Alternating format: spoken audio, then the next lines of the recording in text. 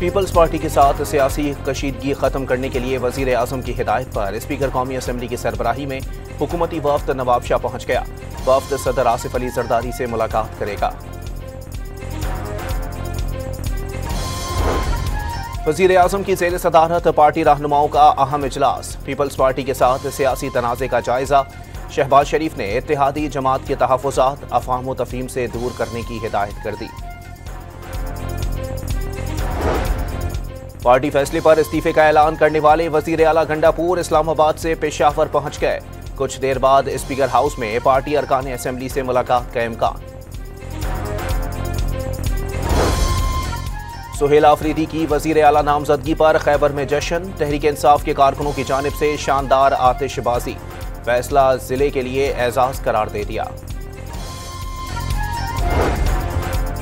Khyber Pakhtunkhwa assembly में opposition leader doctor Ibadullah की governor Faisal करीम कुंडी से मुलाकात। सूबे की ताज़ा सियासी सूरत हाल पर तबादला ख्याल।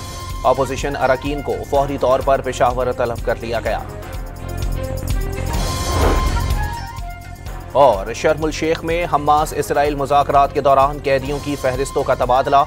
हमास ओहदेदार ने अमन मुआहदे को हतमी शक्ल देने के लिए जिम्मेदारी के मुजाहिरे पर जोर दे दिया।